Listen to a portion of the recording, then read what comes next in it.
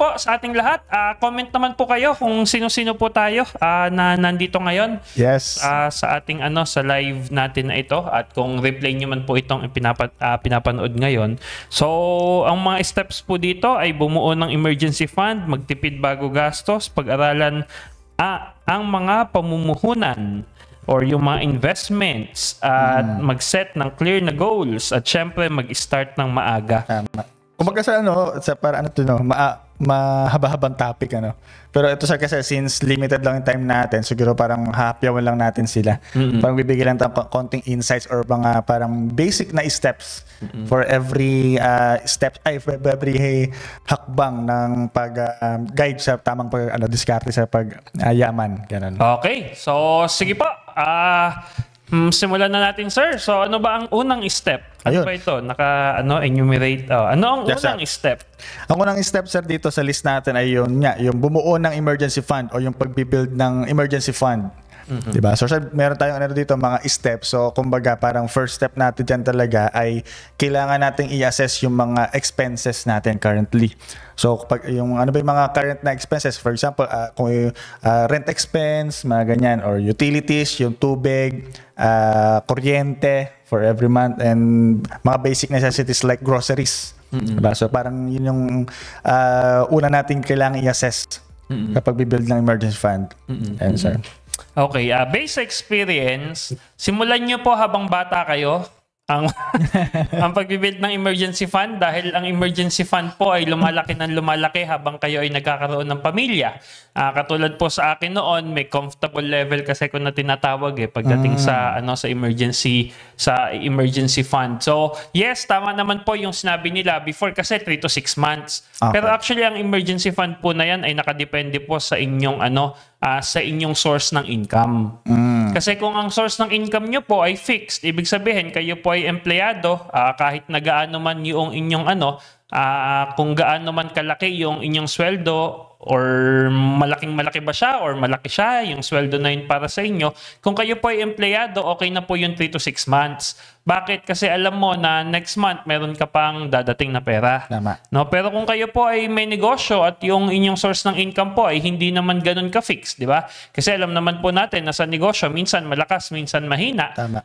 Based po sa experience ko, mas mainam po na 6 months to 1 year sana yung inyong yung inyong emergency fund na bubuuin. So ano ba yung emergency fund? Ito po yung kinakailangan mo para sa iyong pamumuhay, sa pamumuhay na pinili mo, di ba? Kasi iba-iba naman tayo ng pinili ng pamumuhay, di ba? Ng lifestyle. Pero basically, kung ano yung needs mo, hindi po kasama dyan yung wants. So, yung needs mo, kung magkano man yung monthly expense mo na yon, ay imumultiply mo po siya ng 3 months, 6 months, or 1 year. Depende po doon sa emergency fund na gusto mo. Okay. So, ginagawa po natin ito para nang sa ganun, worst case scenario, di ba? Katulad noong nagkaroon ng pandemic. Kung nawalan ka ng trabaho, ay at least meron kang 3 to 6 months na na mamumuhay ka ng komportable, hindi ka kinakabahan, so makakabibigyan mo yung sarili mo ng panahon para makahanap ng panibagong trabaho. Kaya po medyo mas mahirap kapag po kayo ay may negosyo or negosyante ka. Kasi ibig po nung sabihin, parang i-redo mo yung business. Minsan, hindi sapat ang 3 months, 6 months. Yeah. Dahil mas madalas, mas marami pang parang lugi. Di ba? Sa negosyo. Tama. So, ayun po. So, una is emergency fund. Kung kayo naman po ay wala pa doon, pagdating sa emergency fund, meron pong tinatawag sila na na cash reserves. Ang cash reserves naman po ay yun yung nasa bank account mo, yun yung isang buwan mong sweldo. Okay. Doon ka po magsimula. Isang buwan na sweldo na andun sa iyong bank account lang. No, cash reserve lang. Kumbaga parang pangtawid lang. Kumbaga talaga. Okay? So doon po tayo mag-start. Alright. So yun. Ang sabi rin nga dito, sir, pwedeng mag-open ng separate account para nandun lang yung yung fund. Naka-stay para at least kahit pa paano hindi siya magagalaw talaga. Oo, dahil hindi naman kumbaga parang merong savings account, merong emergency fund, hindi pa pwedeng sa isang account lang kasi kung minsan mami-misallocate din, sir, di ba? So mahirap 'yun. pag magkakasama lahat. Pag halo-halo lahat, halo-halo yung pera ng negosyo, pera mo, pera ng ng emergency fund mo. Ang advice po dito sa emergency fund ay it is something na meron sir friction bago mo siya i-withdraw. Okay. Okay, so hindi siya nasa ATM kung hindi nasa passbook siya. Yung tipong pupunta ka pa doon sa lugar, pupunta ka pa sa bangko bago mo siya ma-withdraw. Tama. Kasi ngayon sir, mga easy access lang sa pag-withdraw. No? Gamit lang ATM, punta ka ATM machine or minsan online transfer mo lang. That's it. Pero tama. Walang di ba? Walang emotional attachment. Correct. Hindi katulad nung pag binibilang mo yung pera tsaka lumalabas sa'yo. Yes. Ramdam mo kung gaano kadami yung nawawala sa'yo, di ba? Pero kung kung ikaw ay naka-online lang, minsan sinend mo lang, parang wala lang naman. Okay na.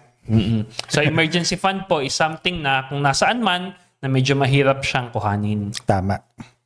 Na may effort ka, para medyo tamarin ka na nakuhanin. Diba? Pupunta ka pa sa branch mo, branch ng bank. Oo, tama. Tapos pipila ka ng sobrang haba. Tama. So, mapapaisip ka, huwag mo na withdraw. Tapos konti pa yung teller na pumasok ng araw na yon, di ba? Sa bagal pa. So yun po yung emergency fund, no? Para po nang sa ganun, mabigyan mo natin yung sarili natin ng time. Yes. Pero sige sir, pero bago actually emergency fund, ano itong tip number 2 mo? Ito, ang tip number 2 natin ay magtipid bago gumastos or save before you spend.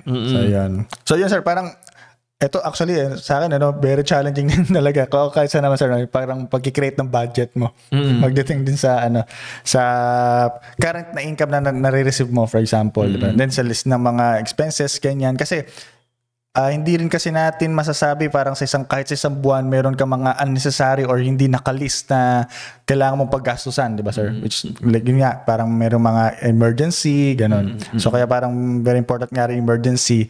And dito naman kailangan parang sa pagtitipid, talagang kailangan mo na mas priority yung mag-save bago gumastos. Which minsan parang ang hirap din naman gawin. Oo, mahirap talaga. Lalo kapag may girlfriend ka. Pero mas mahirap pag may pamilya ka na. Pamilya. Mas mahirap pag may pamilya. Anyway, ano po ito? Totoo naman, Actually, yung sa budget na yan, hindi lang naman, sir, hindi lang naman kung single ka or kahit na malaking sweldo mo, lahat nagbabudget eh. Actually, kaninang umaga, halimbawa magbi-business, kung meron mang idea na bagong business na dapat simulan, syempre titingnan mo kasi kung saan manggagaling din yung pondo eh, diba? Manggagaling ba, buo ba na sa'yo manggagaling yung pondo or ilo-loan mo ba? No, so ngayon kung ilo-loan mo, yun po, fixed yun, nasa priority yun na dapat yun bayaran. Di ba? So parang dapat gagawa ka rin ng parati kang gagawa ng budget mo. Okay, para po nang sa ganun, makita natin kung hanggang saan lang ba, ilang kain lang ba sa McDo ang kaya ko ngayong buwan? Ay, wala pala. Ay, may date pala ako every weekend. So magbabaon na lang ako sa diba? Magbabaon na lang ako ng lunch. Kesa gumastos pa ako ng 100 pesos sa isang lunch. So sa buong 5 araw, 500 pesos din yun. O pang date din namin yun, di ba? Pang sine ng isang tao. Kaya sir, di ba? Hindi. Mahirap kasi talaga rin. Sa totoo naman po yan. Mahirap talaga sa panahon ngayon. Bilib nga ako sa bilib nga ako ngayon, especially sa may mga pamilya na, alam mo yun, alam naman natin na hindi ganun kalakihan yung sweldo, pero talagang pinupush nila kung papaanong pagkakasyahin yung pera na yun. Sa mahal ng mga diapers, sa mahal ng mga gatas, etc. etc. Tama. Oo. So yung savings na yan, kaya po sinabi namin na magsimula habang maaga. Kasi parang sa ganun, mabuild mo na yung habit. And ayun, andun kasi sa mamaya eh. And then, sabi nga dito, kailangan nating i-treat yung savings natin as a fixed expense. Correct. No? Parang ang ganda naman po right now, meron tayong kahit yung mga online banking, meron silang parang nagpapalagay sila ng set a goal ng iyong savings. And then parang automatic deduction mula doon sa isang bank account mo, papunta doon sa isang bank account mo bawat pumapasok. Or magsiset na sir, para magsiset ng date doon. Yes, oo. So parang na-automate natin yung yung pagsisave kung ganun po yung gagawin natin. Okay, invest dito sir sa Co-op. Or, yes, tama. Diba? So, sa time deposit, Kaya hindi talaga pakakawalan ng co-op yung pera agad-agad. Mahirap kasi ang withdrawal sa mga co-ops. Diba? Depende po yan sa co-op. Ano? May mga co-op po na mga malalaki na, mga matatagal na, so liquid na yung mga co-ops na yan. Yes. Pero kung mga kooperatiba po, katulad dito sa iPro Cooperative, no? So talagang hindi savings ang parang goal mo, 'di ba? Kung hindi more on investment. Kasi syempre, since nag-i-start ng kooperatiba, lahat ng pera inilalabas natin para umikot, para tumubo. So tayo kapag magwi-withdraw sa mga cooperatives din, it takes time. Correct. No, hindi lang naman po sa iPro Co-op, kung hindi, actually yung withdrawal process ng iPro Co-op ay kinuha lang din po namin sa isang kooperatiba, no, na mas malaki kaysa sa sa iPro Co-op, no. So tiningnan natin kasi may mga members naman po tayo na part sila ng ibang mga kooperatiba. Yes. And doon nila sinabi na yun yung mga best practices na kapag nagwi-withdraw sa co-op, ganito dapat ang proseso. Kasi nga, pinapaikot. No? Hindi naman po kasi tayo katulad ng bangko pa. No? And hindi naman po tayo kasing yaman ni Sir Bernie Dagondon. Hello, Sir Bernie. Ayun, pa-shoutout po sa amin, Sir Bernie. Shoutout, Sir Bernie. Sir Bernie. No? Para ito, Sir Bernie, weekly natin itong viewers. Oo. Thank you, Sir Bernie. Sir. No? Sa lagi po kayong nandito. So, ganun po, no? Mag-save muna bago tayo mag-spend. Sabi nga nila, di ba, sir, parang income less savings equals expenses. Expenses, correct. No? So, actually, yan po kasi is depende yan sa income. Laki ng income. Madaling sabihin yung income less savings equals expenses. Kaya kasi, yun lang. Malaki yung income. Di ba? Pero kasi kung ang income natin kulang pa or sapat lang doon sa expenses natin, kahit anong gawin po natin sa savings, talagang wala tayong masasave. So, ang doon is i-increase yung income. Correct. No? Yes, sabi nila, mas madaling magbawas ng expenses. Pero depende kasi sa tao yun. Tama. May mga tao na kaya nilang magbawas ng expenses. Pero may mga tao na hindi talaga kayang magbawas ng expenses. Kaya ano yun, di ka na magtututbrush, di ba? Di ka na maliligo, di ka na magsasabon. Hindi naman po pwede yun. So, meron taong kayang magbawas. Kung kaya, edi maganda. Correct. Pero may mga tao din po talaga na hindi kayang magbawas. So sa mga tao, sa mga situations po na ganon, kailangan yung paglaki ng income natin. Kaya depende, sir, no? Depende sa tao. Kung ano yung i-adjust niya. Oo, tama. So tama si Sir sabi nga ni Sir Bernie, it's a matter of discipline pa rin, sir. Yes, correct. Tama po yun, no? So sa mga taong afford nila na bawasan expenses, di ba? Halimbawa, yung nasanay ka sa medyo mataas ang lifestyle. Tama. Kasi kapag lumalaki income mo, lumalaki din lifestyle niya. Sumasabay din sila. Sumasabay no? So kaya wala rin natitira So kinakailangan mo, sir, ng discipline doon para ibaba yung expenses, ibaba yung lifestyle mo sa kanila na afford, no? Papaano naman doon sa mga tao na hindi afford na magbawas ng expenses? So ito yung talagang sapat na sapat lang. Sapat sa pangkain, sapat sa pang-grocery, sapat sa kinakailangan gamitin para sa mga bata, sapat para sa negosyo nila, etc. Negosyo sa trabaho nila, correct. No? O papaano doon sa mga sapat na sapat lang talaga? Discipline pa rin ang kinakailangan doon. Pero hindi discipline sa pagbabawas ng expenses. Tama.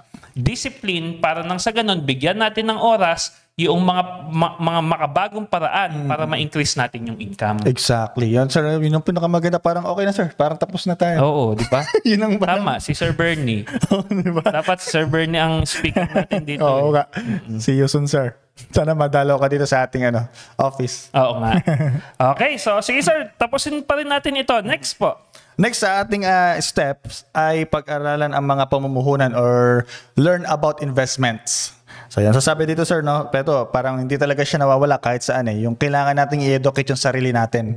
So there's a lot of online courses, mga libro na nagtuturo kung paano maging success or maging tamang steps para mas yumaman or maging financial success, di ba, sir? Parang yun kasi ma-achieve yung financial ma-achieve ang financial success. So yun. Marami mga workshops and mga investment seminars, diba, sir, out there. So may mga free naman. So kapag mga mas medyo malalim talaga, siguro mayroong mga konting lang, payment na dapat gawin.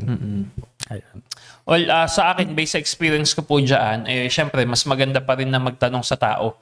Hanap po tayo ng tao na alam mong yun yung gusto nating ma-achieve. Hindi naman, wala naman kasing hindi naman talaga mangyayari yung kopyahin mo yung ginagawa ng tao na ito magiging ganong successful.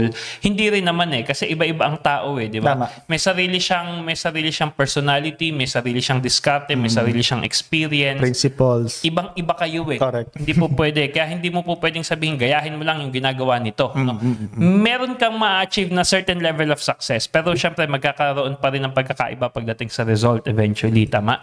Pero kung gusto natin ng learning talaga, ang best para sa akin is hanap ka ng tao na parang gusto mo yung trajectory ng buhay niya or naging trajectory ng buhay niya, tapos tanungin mo siya kaagad ng tanungin.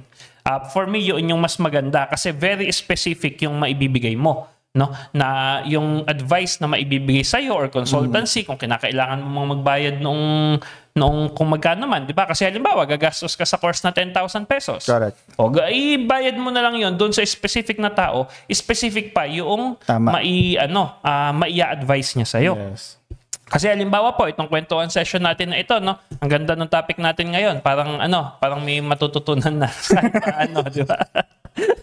Pero mas may matututunan po kayo sa pagbabasa ng mga comment section. Ganda ng sinabi ni Sir Bernie. Dapat pag nag-increase daw ng sahod, doon idagdag sa investment, hindi sa lifestyle. Tama. Correct. Diba? Yes. So, ayun po, no? So, pagdating dito sa mga learnings naman, di ba?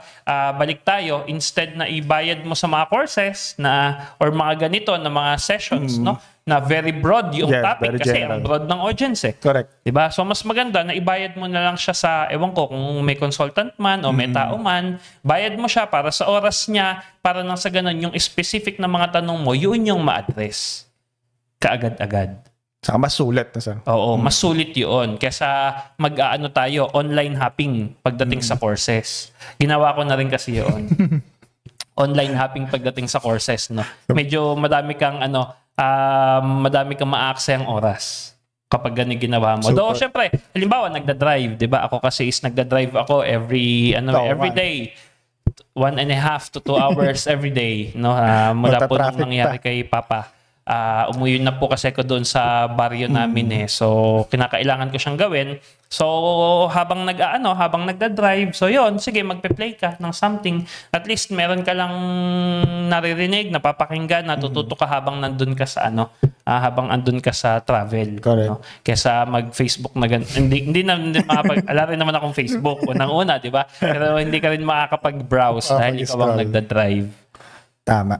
Okay, and tandaan nyo po, unang investment ninyo is yung sarili ninyo. Correct. Okay, ibig po nung sabihin, kailangan aralin natin kasi dalawa basically ang type ng investment Yung isa is investment sa business na itatayo mo or investment sa business ng iba. Yes. No? So dalawa po 'yon, no, na po pwede. Sa negosyo mo, investment pa rin 'yon. Or i-invest mo sa katulad ng mga kooperatiba, no?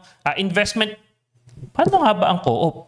Investment mo pa rin naman siya sa sarili mo kung tutuusin dahil kamay-ari ka Correct. Kung nakikipag-participate ka. Diba? Kunyari sana sabihin ko, sir. Katulad ni Sir Bernie. Diba? Nakikipag-participate. Bumoto ba si Sir Bernie? Sir Bernie, bumoto ka po. Bumoto ka ba, Sir Bernie? Kung hindi, investment yun sa negosyo ng iba. Pero lahat naman po ng investment, parating nyo lang tatandaan, lahat yan may risk. No? Yes. Kapag mag-i-invest ka, dapat walang sisihan. No, investment ganun talaga. No, kung malugi man yan, hindi kasi natin naaral mabuti or kung nalugi man yan, talagang ganon. Kahit nasaan mo tingnan sa history, nangyayari yun. Magsimula ka ng sarili mong negosyo, may chance na malugi. Yes. I-invest mo yan sa iba, may chance na malugi. Tama. No, so dahil ang reality, sir, mas maraming failures kaysa sa success. Oo naman. Kaya tsaka walang guarantee sa mundo na ito, di ba? Totoo. Kahit anong Well, mamamatay tayong lahat. Yun ang guarantee. Diba? Guarantee. Hindi ka mawawala, hindi ka makakalabas sa buhay na ito ng buhay. Ang lalim. Teka, masama kasi pakiramdam ko. Sige po, next. Okay, ang next natin sa steps ay mag-set ng maliwanag na layunin. So ito sir, parang ito yung importante talaga. Kailangan meron karong clarity or clear na goals na gusto mo ma-achieve. Kumbaga parang kailangan mo maging specific doon sa gusto mong ma-achieve. Like for example, gusto mo bumili ng sasakyan or retirement, ganun, or bahay, yan. So kailangan specific para ano mo siya. Motor na NMAX. Ganun ba? Specific. Yeah, tapos kailangan. Anong kulay? Midnight blue. Ganun to. Well, tama naman po 'yun, no? Especially sa financial na na mga goals natin. Kaya nga dapat may numero. May numero po 'yan. Kaya dapat magi-start siya dun sa budget. And then dapat may numero 'yan. Kasi tama eh. Pero ano ang kauna-unahan nating goal? Sabi nga ni Sir Eduardo Efable, hello sir. Welcome po, no? Hello, sir. Sabi niya, educate yourself before you invest. So ito po yung mga education na yun. And ang una mong education is, ano yung tamang goal? Correct. Kaya sa answer talaga dapat clear. Diba? Kasi parang hirap naman magseset ka lang ng broad na goals. Tapos di mo alam kung kailan mo ma-achieve, kung kailan mo siya gagawin, ganun. Yung sir sinasabi mo is yung specific, tama? Tama sir, specific. Yes, tama yun. Dapat very specific ka. Pero ang una mo rin dapat tanungin is, ito ba yung tamang goal? Kasi madaling mag-set ng goal. Gusto ko ng sasakyan, kulay puti. Ano bang tatak? Toyota, Fortuner. Halimbawa, kulay puti, Toyota Fortuner. Next na tanong, ganito yung amount niya, 3.5 million. Sabihin mo na. Okay, next na tanong, paano mo siya ma-achieve? No? Pero ang mas unang dapat mong tanongin doon is, tama ba itong goal na ito para sa current situation ko? Tama. Exactly. Di ba? Kasi kung ilo-loan man, magkano yung babayaran ko? 36,000 per month. Halimbawa, 36,000 per month. Sa 36,000, baka naman may sasakyan ka, hindi naman kompleto yung ng mga bata. Correct. O, di ba? So everyday parang puro nakadelata lang ulam. Correct. Yun yung dapat i-educate natin sarili natin. Ito ba yung tamang goal para sa current na situation ko? Okay? Kasi sir, lahat naman tayo meron tayong urge, no? Especially tayong mga nagtatrabaho, no? Sila Sir Bernie, sila Sir Eduardo, 'di ba? Efable. Syempre lahat tayong mga nagtatrabaho, minsan gusto rin natin ng gusto rin natin na i-reward yung mga sarili natin, 'di ba?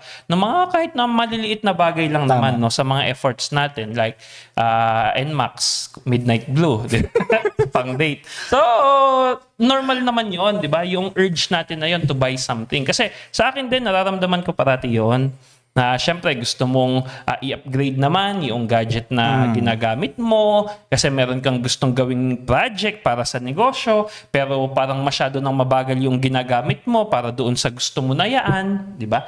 So, lahat tayo merong urge na ganun. Pero sabi nga nila, parang it's all about discipline din. Sabi ni Sir Bernie kanina, no? Yung papaano nating magkakaroon ng self-control. 'Di ba? Kasi yan din yung reading for today. Doon sa first reading today, yung nasa Galatians, no?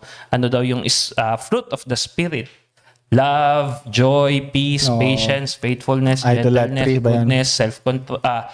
Yes, and then sa dulo nun is self-control. So, gift pa rin ng spirit ang self-control. And yung self-control na yon is, yun yung kinakailangan meron tayo. Kasi dapat may priority di ba?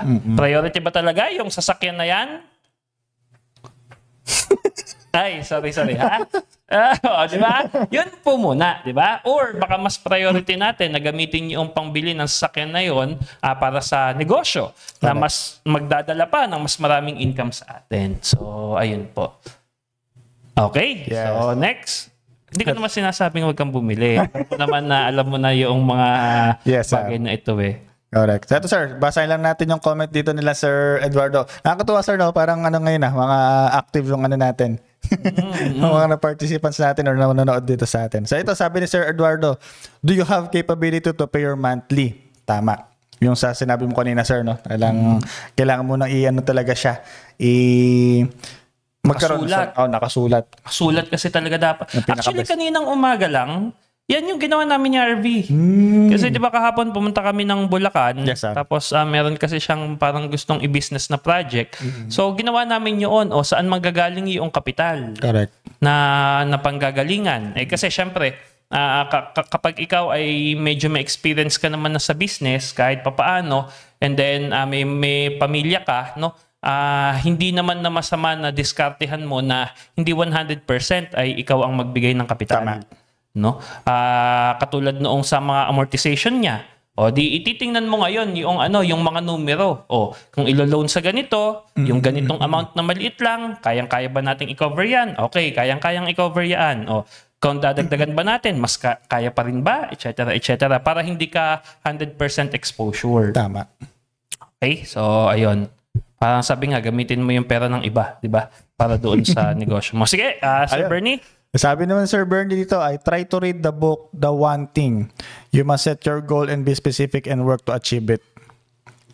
Oo, yung one thing. na book. Nakalimutan ko kung sino yung ano na yun. Author, sir. Sino yung author. Pero yes, ito yung what is your one thing? Kumbaga, parang yung nasa book ng Your True North. Kumbaga parang yung priority, sir. Oo, yung prioritization, ano yung one thing mo ngayon?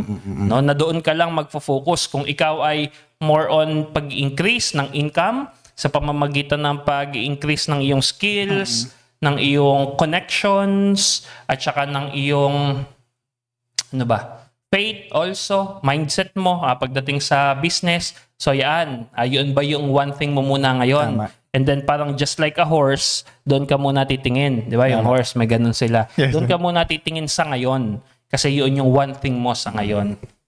Nakafocus lang. Oo. Okay. Katulad ni Sir Eduardo. Ayan. Yes. I brought my house here in Sacramento, California siguro as a gift to my family. Uy! Tito Eddie! Nakipamilya na. Tito Eddie, dito po sa Nueva Ecija, may mga murang mga sasakyan. Ayan. Ay, mga murang sasakyan. Murang mga bahay. Ayan po. Ayun, sir. Gary Keller. Oo. Kasi parang binigay din yata sa akin ni Sir Billy Ann. Anyway, so lastly, ang ano po natin is, yes, set a clear goal. And then lastly, ano yung sinabi na mo, sir? Simulan ng maaga or start early. Sorry, sir. Parang nabanggit mo kanina, sir, di ba?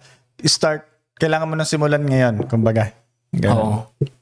Kasi ang pagsisave, pag-i-invest or pagyaman ay skill pa rin siya. Na skill siya, so parang kailangan ma-develop yung habit talaga na yun. Kasi later on medyo mahirap medyo mahirap talagang mag-adjust kasi na ko yung adjustment na yon. 'Di ba nung time po kasi na ako ay nasa college, medyo pwede ko man sabihin na sira yung ulo. Hindi nung sa mga Dota, no, parang doon po ako nalibang. Okay. And then doon na yung parang focus ko noon. Though looking back naman, parang doon na-develop yung mga leadership skills ko. And sinimula namin ang negosyo din noon Kaso lugi-lugi. Kasi parang ang daming lugi ng mga sinimula na businesses noon. So parang yung habit ng pagsisave, wala. Parang ang habit ko noon is all in. So parang yes, nakatulong din naman siya eventually, no? Pero yung mindset din na yon is kakagating ka rin niya eventually. Yung all in ka. All in ka sa negosyo, all in ka sa pag-generate ng income, all in ka pagdating sa investments. So kapag merong isang bagay na hindi masyadong magandang nangyari doon sa isang investment mo, then mahirap ang buhay. Mahirap. No? Hindi ko naman sinasabi na pangit siya na method kasi parang yung sa book na one thing, yun yung one thing. Yun yung one thing. Yun yung focus mo. Yun ang focus entrepreneurship no? Negosyo. So talagang ganon, no? May mga negosyo na magiging successful, may negosyo na hindi. Correct. No? So parang minsan iaadya na lang ng Diyos sa panahon niya kung yung mga ginagawa mo siguro. Kumbaga sir, parang doon na rin na-mold yung yung right mindset. Pagdating sa business, ganyan, or siguro sa na rin sa personal life. Diba, sir? Hardships naman, di ba? Hardships naman talaga ang magde-develop sa atin. Eh. Tama. Pero yun nga, syempre sa negosyo, may hardships din. Sa finances, may hardships din. Correct. Kaya kinakailangan po nating mag-start sa emergency fund. At saka sa pag-save. Ano? Kasi para nang sa ganon, kahit na umaraw man o bumagyo sa finances natin, at least kahit papaano ready tayo. Ano pa rin, sir, magkakaroon pa ng comfortable na life. Oo. And lalo, kinakailangan nyo pong mag-start na maaga sa mga bata ngayon, ano? Kinakailangan nyo mag-start na maaga, lalo sa mga gusto ng mag-asawa, no? Kasi mas mahirap po ang buhay kapag may kapag may anak na. Kasi parang lahat ng expenses doon na yun na yung main na priority mo. Okay. Ayun. So, yan daw po ang mga paraan ng pagyaman sa tamang diskarte. Pero lastly, tingnan natin yung word ng pagyaman, ano? Kasi iba-iba na rin naman po ang yaman ng ng yaman ng tao. Minsan kapag nasa city ka, kapag meron kang 1 milyon sa bank account, maliit yun. Correct. Diba? Pero kapag pumunta ka sa probinsya, katulad nung doon sa amin, no, kapag meron kang 1 million, medyo maliit pa rin naman dahil sa lifestyle na nakasanayan mo sa city. Pero kung titingnan mo yung surroundings mo, maraming taong mga masasaya, contented, mga mayayaman na hindi naman, nawala naman silang 1 milyon sa bank account nila. Okay? So, kaya depende rin talaga, sir. No? Kaya depende pa rin talaga. Kasi, doon nga po, tinitingnan ko yung, in-observe ko yung, last na po ito, dapat talaga hindi masamay pakiramdam ko kapag nagla-live. Napapahaba. Nagiging Sir Eric ako Mahaba yung sinasabi ko in-observe ko yung mga bata. Siguro kaya rin sinabi ng Diyos na mga bata ang pag hindi ka parang bata, hindi ka makakarating sa kaharian ng Diyos. Kasi parang tinitingnan ko yung mga bata. Ang anak ko po ngayon ay nag-aaral sa isang daycare center, no? And kapag dito mo siya pinasok sa city and sa isang school dito, meron kasi kung tinitingnan namin before, parang aabutin ng 40,000 per year. Dito yun, sir, sa city. Dito yun sa city. Dito po yun sa Cabanatuan. No? May school na ganun. 3 years old, 4 years old. Ganun, diba? Kumbaga, para ka nang nagpa-college noong araw. Pero halimbawa, yung anak ko po ay nag-aaral sa daycare center ngayon. Ang bayad doon, 100 isang buwan. So, 1,200 per 1,000. Kamo per year, di ba? Nung isang araw kasi kahapon nagkaroon sila ng assessment. Maganda na may assessment niya and masaya naman siya. Masaya naman siya doon sa mga kalaro niya. Masaya naman siya doon sa lansangan, di ba? Walang masyadong mga kidsuna katulad dito sa mga city na kung saan kinakailangan mong magbayad. Pero yung sa mga simpleng pamumuhay na yon, masaya rin naman sila. So parang mapapatanong ka, ba't kaya mga bata ay kasasaya sa mga simpleng bagay? Di ba? Ba't parang tayong mga matatanda, minsan ang hirap na siyang magawa. No? So, sino ang mas mayaman? Di ba? Tatanungin mo, sino ang mas mayaman? Di ba? Kaya lang naman tayo nagpapayaman ay para magkaroon ng time freedom. Tama. Para ma-enjoy natin yung buhay. Di ba? Minsan may mga situations na kahit naman hindi ganun kalalaki ang pera is nagiging masaya pa rin. Nagiging contented pa rin. So, yung yaman, ang tamang diskarte siguro ng pagyaman is i-define mo kung ano yung yaman mo na sinasabi. Tama. Diba? And then, maging mayaman ka doon sa definition mo na yun. Kasi napaka-broad din sila ng salitang yaman. So, iba-iba talaga siya. Kung financial ba yan o sa spiritual, parang gano'n. Pero syempre, kung mayaman ka spiritually, wala ka nang wala ka nang yaman na iahangad, di ba? Katulad nga nung sinabi nung Sunday, di ba? Doon sa libro ng Wisdom of Solomon, di ba? Ang ang hiniling niya is wisdom. Dahil ang wisdom ay higit pa sa kahit na anong ginto. Yes. Di ba? Na meron tayo. So, define natin siya kung ano yung yaman na sinasabi natin. Parang yun nga, sir, sa homily ng ni Father.